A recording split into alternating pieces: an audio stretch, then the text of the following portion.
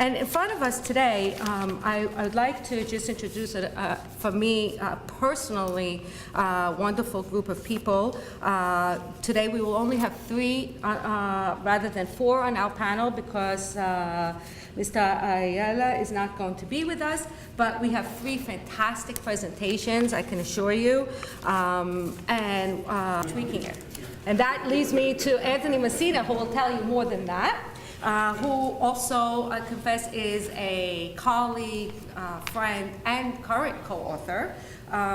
Tony Messina is the Radimer Professor of Politics at Trinity College in Hartford, Connecticut. He is the author of Race and Party Competition in Britain, and a more recent author of The Logics and Politics of the Post-War World War II Migration to Europe. He's also the editor or co-editor of 6 volumes, and several of them, I'm proud to say, have been with yours truly. So I hope that you will be able to gain as much insight to migration research coming from political scientists and activists, journalists that you can from this panel. So welcome. So as I said to one of my colleagues, this might be my greatest professional challenge. I almost never present a talk that is solely dependent on slides, but this is one of those times. So first of all, I want to thank the co-organizers of the conference. I'm very happy to be here. This is my first time at Stony Brook, and I've thoroughly enjoyed the presentations thus far. I especially want to thank Galia Lahav, with whom I've been working with off and on for more than a decade, and yes, we are indeed still friends. My paper and my presentation is a deviation from what's come before. My paper is basically about the context of immigrant reception, and it probably dovetails better with the papers that will be presented at 3:30. But let me do my best to present at least some of the questions in my paper and some of the findings, even if the data is not available. Basically, the project that I'm presenting today and the co-authorship of the paper is a project that wanted to look at new immigrant destinations in the United States and Europe. And as far as we know, this is the first time that someone has compared new immigrant destinations transatlantically. So we compared new destinations in Europe with new destinations in the United States, but also new destinations vis-a-vis or versus transnational destinations. All right, what are new immigrant destinations? They're basically European countries and European and American cities and regions that had not been a site of immigration for a very long time, 100 years or more, or in most cases, never. So we're talking about places that have not had a significant history of immigration. We went through all of this. Microphone, as you can hear. My colleagues and I at Trinity College got together and we convened a conference of European scholars and American scholars that were independently looking at various sites of, or new sites of immigration, either regionally or nationally or cross-nationally. You can get this. So what are new immigrant destinations? Well, we basically came up with 4 categories of new immigrant destinations. Oh, Messina? Messina. Oh, this is going to be so much simpler.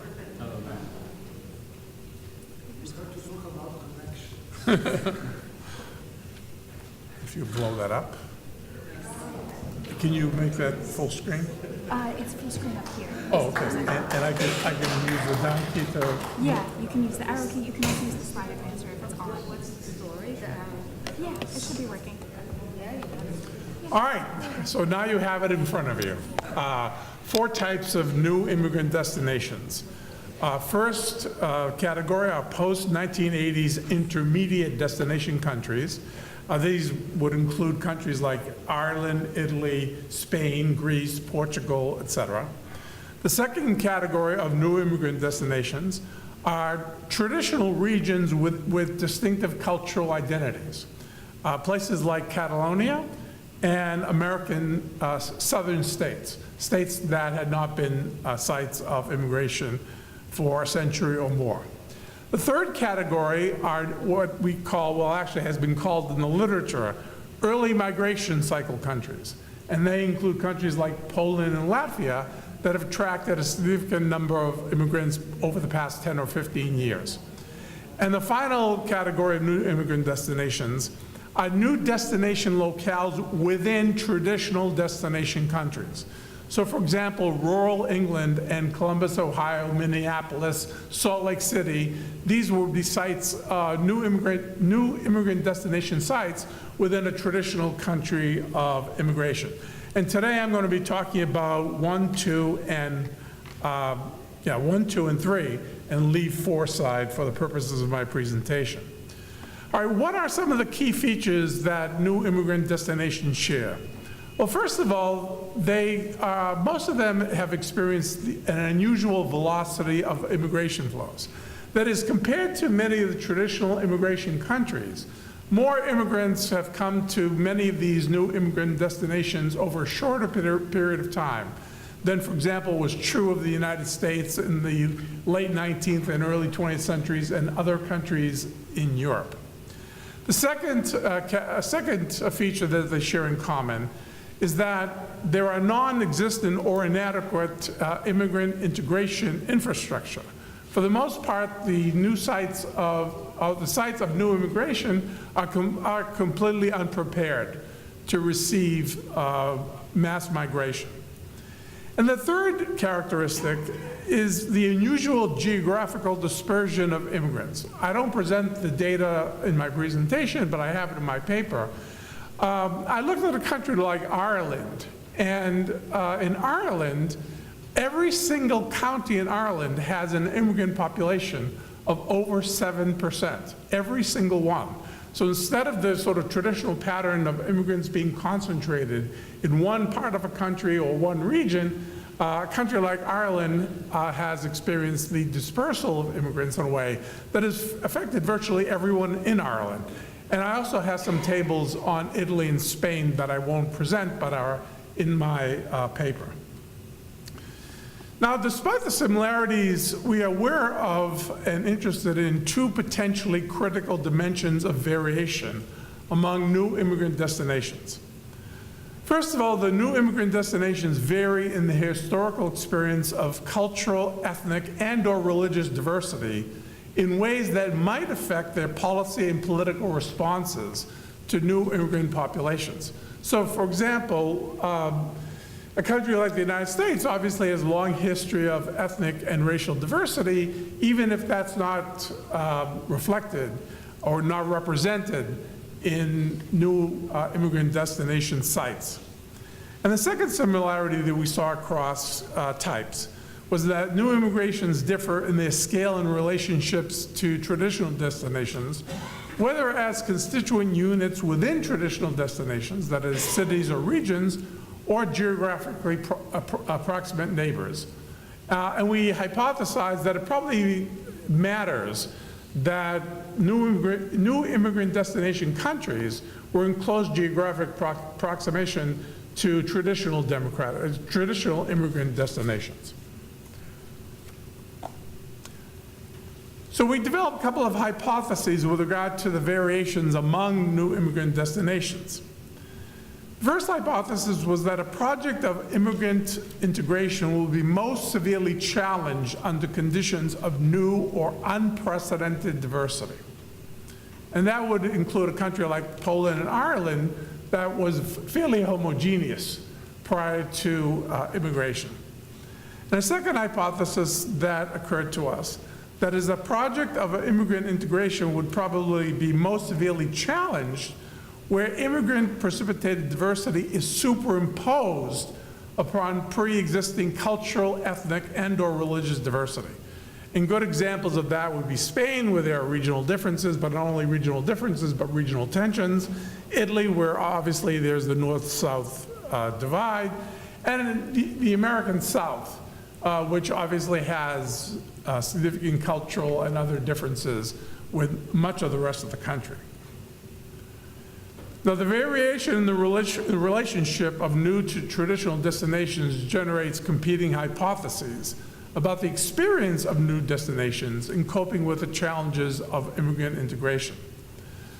First, we hypothesize that there may be a common dynamic that tends to drive the immigrant integration process, thus resulting in new immigrant destinations following along a similar pathway. And to sort of get to the punchline, we found that that was not so. A second hypothesis was that as a result of a cohort effect, immigrant integration outcomes in new immigrant destinations were likely to be more similar, that is similar among one another, but different from the traditional destination countries. And again, to get to the punchline, we find that that was not so. And the third hypothesis was that because subnational governments are often primarily responsible for integrating immigrants, we could expect intra as well as inter-country variation in immigrant integration policy outcomes, especially within countries. And we found that was so.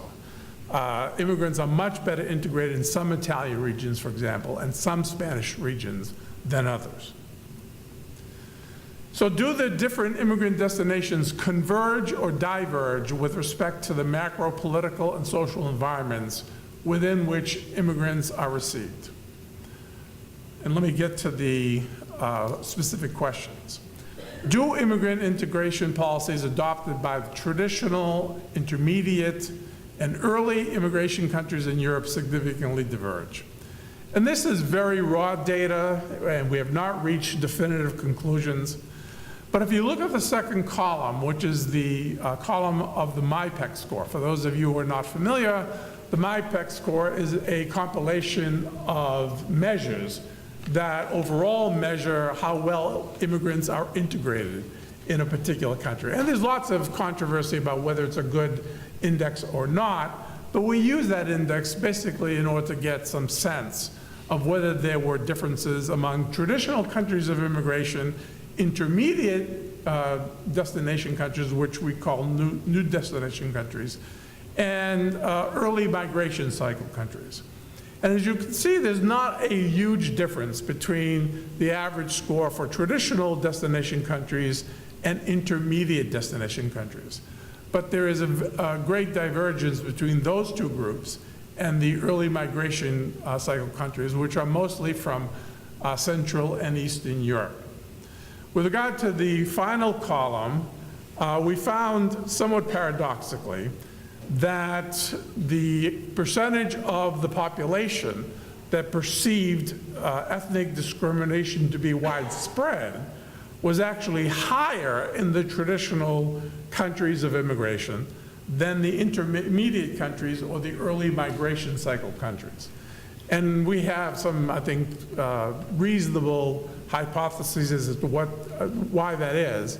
And I think our hypotheses basically exclude the possibility that there's more discrimination in the traditional immigration countries. But in fact, we think that it's actually the opposite, but simply that most people, especially immigrants, are more aware and more educated about discrimination that occurs in their respective country. The second question, do publics in the traditional, intermediate, and early cycle immigration countries in Europe, and the reason why we chose Europe is because we had data for the European countries, do these significantly differ in their perceptions of the salience of immigration and the value of cultural diversity? And as you can see from the most recent data in 2016, immigration is actually most salient, on average, in the traditional countries of immigration of Europe, much less salient in the intermediate destination countries, mostly Mediterranean countries. But it's actually a little bit more salient in the early migration cycle countries, even though they have lower immigration numbers than in the intermediate countries. With regard to the question of whether the populations of these countries agree that ethnic groups enrich cultural life, the populations of the traditional immigration countries were much more likely, well, they were more likely to agree that ethnic groups enrich cultural life. And somewhat curiously, the populations of the intermediate countries, that is, countries where immigration really began sometime in the 1980s, were somewhat less inclined to agree that ethnic groups enrich cultural life than, on average, the populations of the early migration cycle countries. Now, we don't want to make too much of this particular data because the definition of ethnic group, depending on the country, includes traditional ethnics. So Roma, Albanians, et cetera. So we don't want to make too much of this data, but we found that interesting. The final column I won't explain. That's the Derrick score. The Derrick score basically measures the tendency of a population to privilege authoritarian values.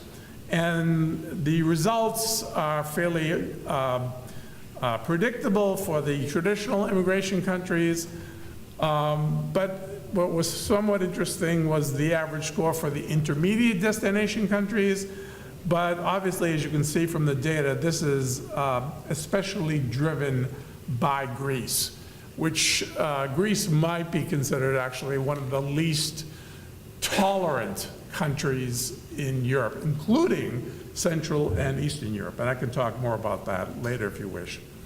To what extent do immigrants in the traditional, intermediate, and early migration cycle countries in Europe perceive themselves as victims of ethnic, linguistic, national, racial, and/or religious discrimination?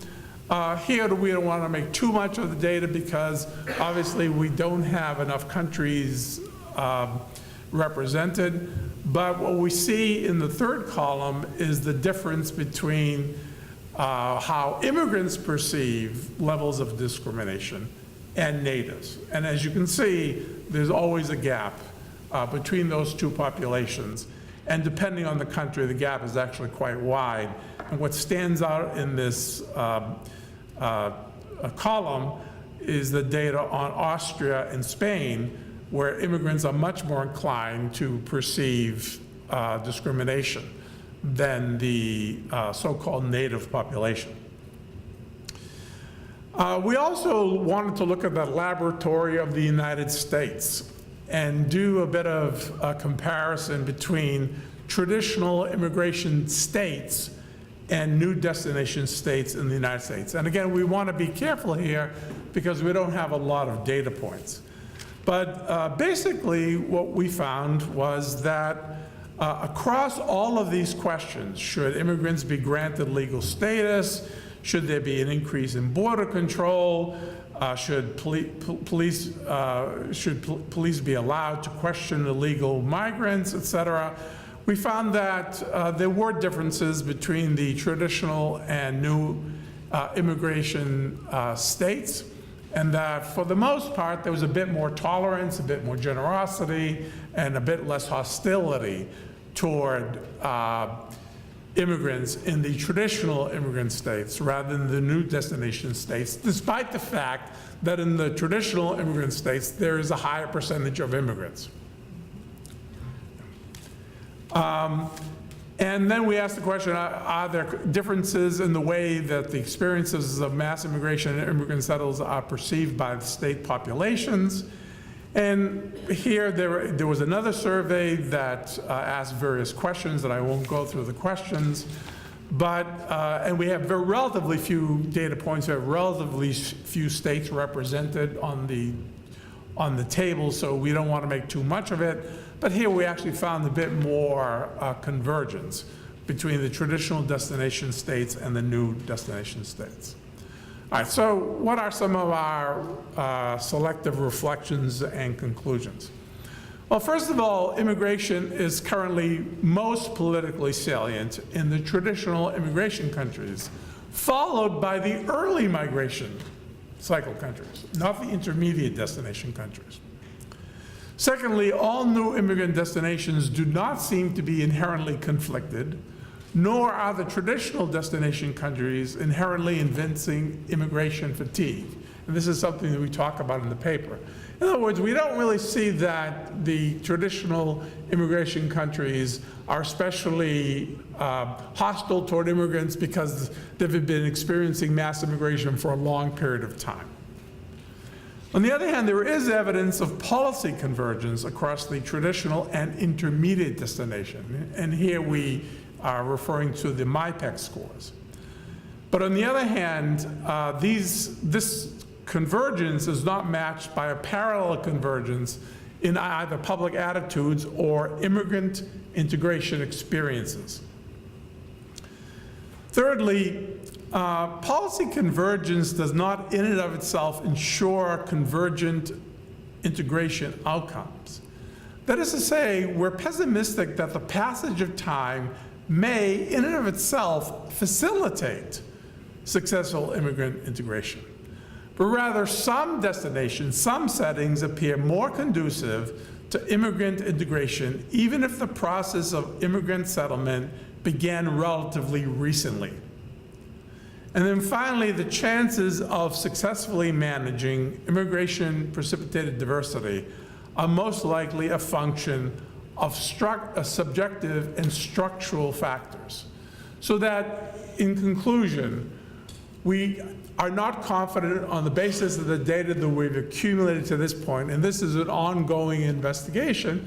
We're not confident on the basis of the data that we've accumulated to this point that there are tremendous differences between traditional destination countries and new destination countries, or between intermediate destination countries which have experienced mass immigration since the 1980s, and countries like the United States, like Britain, like Germany, that are experiencing immigration for far longer.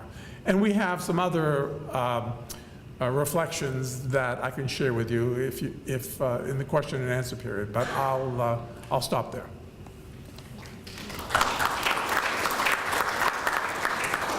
Thank you very much. 3 very interesting presentations. I hope that you might indulge us just a few extra moments as we're running somewhat late from the schedule.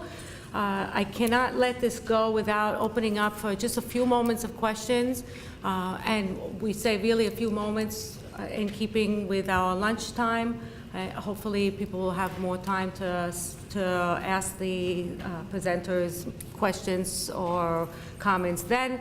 But let's, if possible, just open up for, I'll collect several of you questions and then we'll go back to the table. Does anyone have any?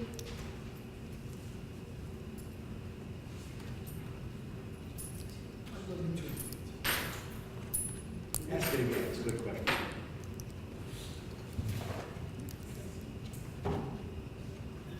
Oh.